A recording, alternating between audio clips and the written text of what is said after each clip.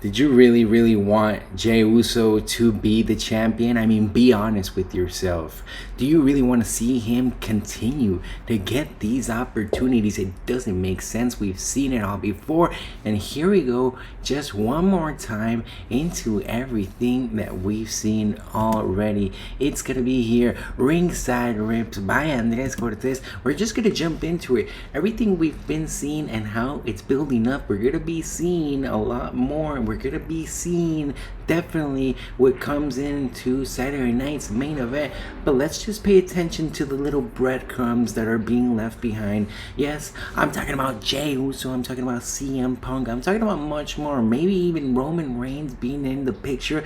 Maybe even what they've been doing with these Intercontinental titles and how they pretty much screwed the ball with Dominic Mysterio. He could have had the opportunity. He could have been the one right there to pretty much defend 3 titles, 3 separate sections. What about Finn Balor? Couldn't they have given him the opportunity? Couldn't they have pretty much consistently made him building up again, separate himself from the Judgment Day? But no, we decided to push Jey Uso one more time. We're going deep into this one because a lot of people do not seem to be happy about what exactly happened in the end. It came down to be what it always is and it always will be. It seems like Jey Uso is owed a favor, and I'm not talking about those tribal G favors. I'm not talking about those things that we need to expressify or genderify. We're talking about the things behind the scenes, the family minds, the things that are all tied down to what it actually means to be a part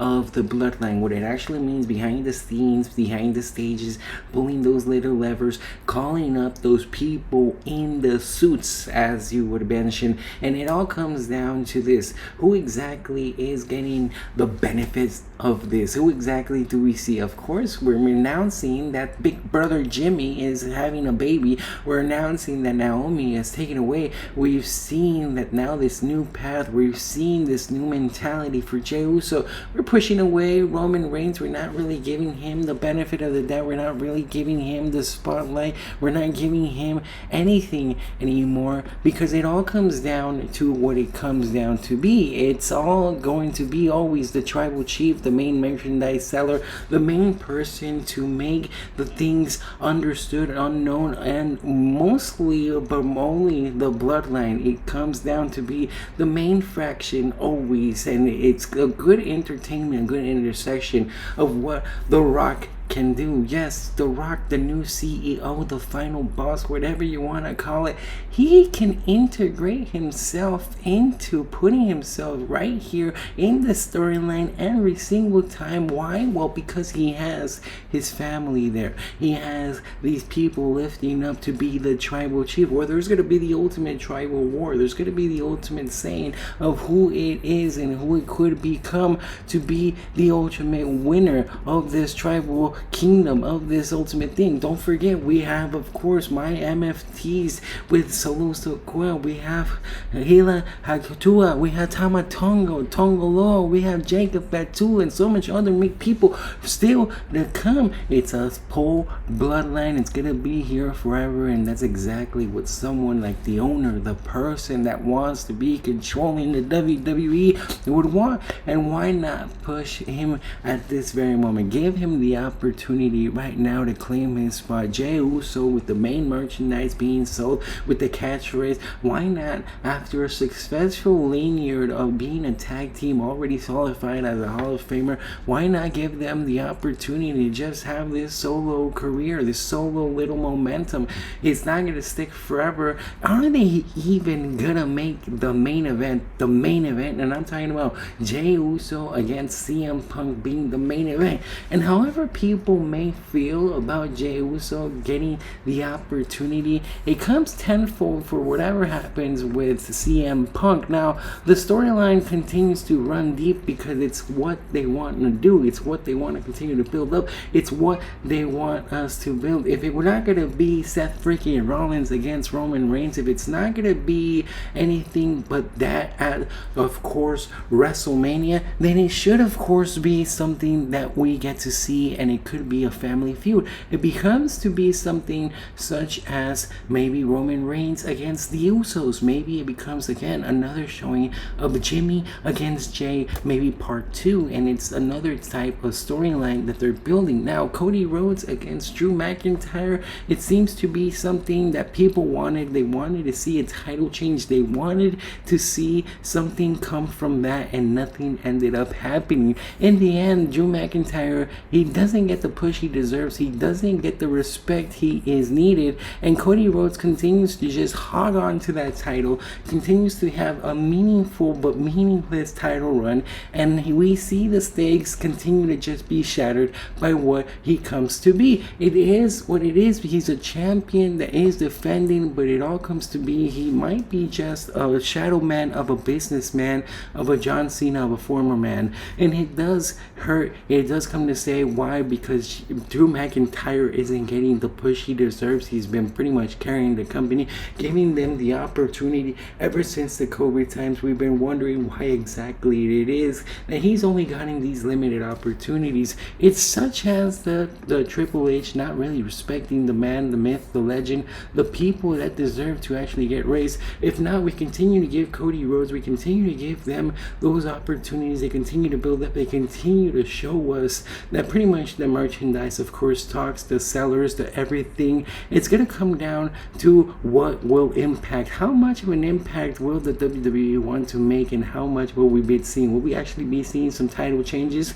Saturday night's main event is known to not have any type of title changes. In fact, we've only seen a couple, we've only seen a few, and now it's wondering to be, how can it actually be? Are we going to actually see Drew McIntyre make a mistake, make some type of extraneous thing where he can capitalize and make Cody Rhodes not only make that heel turn that he's been teasing, not only show us a darker side of Cody Rhodes, but of course show us something that is more meaningful, a new platona, a new segment, a new something. Now the Battle Royal happened, and that's when it all came down. We were seeing CM Punk waiting. It doesn't fit right. Why were Braun Breaker and Bronson Reed pretty much taken away? Why was it just given in a plate for Jey Uso, for Jimmy Uso, for pretty much everybody else, CM Punk?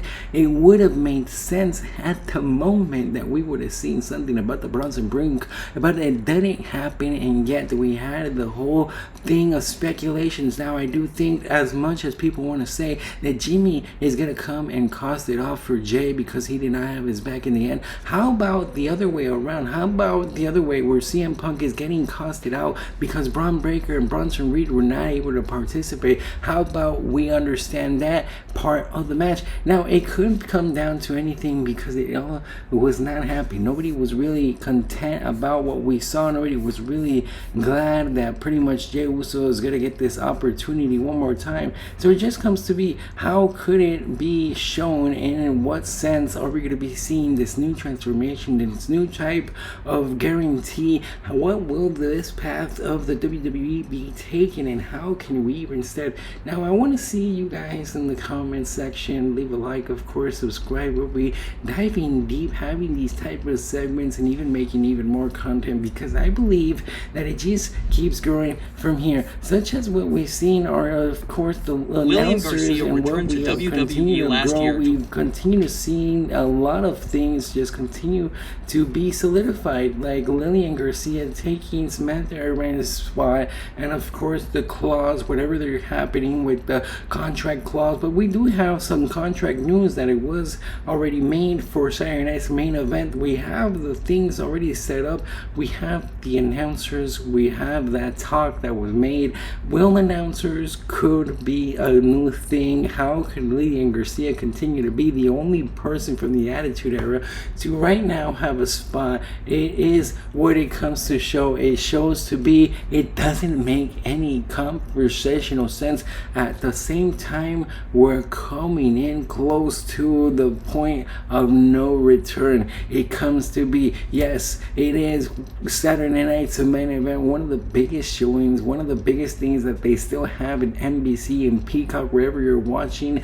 But right now, it is the contract, the ESPN thing, the whole Netflix era, the whole watching and not watching however you're gonna watch it, you have to understand that it might not have any surprises, but because of what they're doing, because it might be the ending, they might have some surprises. We might be seeing some title changes. Of course, it could be John Cena, he's gonna be there, already mentioned. We could have some title changes because of Seth freaking Rollins' injury. We have some things now. Austin Theory was mentioned to be taking up that spot, to be giving another opportunity, to be giving up a push. Now Grayson Waller was pushed over to the New Day. What could it be doing with Austin Theory? Why didn't it work out? Why couldn't it be? I know he had an injury. Well, we were just gonna push him. It just seems like Triple H is not really respecting the type of talent that he has. Already so many things lost, already so many things continue to evolve, continue to shift. Bronson Reed, Braun Breaker, they had to betray. We were gonna have Brock Lesnar, Austin Theory. It was just gonna be a collision of guys, and in the end it comes down to be like the storylines, they sometimes don't connect, they don't cross cover, they don't really convolute, and it just comes to be that some soldiers, some people have these opportunities, some don't. Some people like Seth freaking Rollins are pushed up to the sky, giving the biggest opportunity of their lifetime, all to be crumbling, crashed down, and giving and losing everything because of the injuries, because of the battles. But of course, we have CM Punk on the other side, someone who's been giving this opportunity over and over again, and I believe just because he's come back to the WWE, just because he's here making things relevant, no matter what he wants to say over and over again, he is giving these opportunities. He's pretty much contracted all over, and he said he has to win that title. He was giving that title opportunity. Now we're gonna see another type of thing. The downfall of Jey Uso is something that needs to be studied, man, because it just keeps going all the way down and down and down, because he is not making the people like him anymore. We're being pretty much forced into all these other type of superstars giving up their push instead of the organic type of things that continue to think, why are they not growing? Why are we not seeing any type of actual implementation taken up? It just comes to be, we see the things that CM Punk is saying. We can see that things are being, and that's where it comes to be.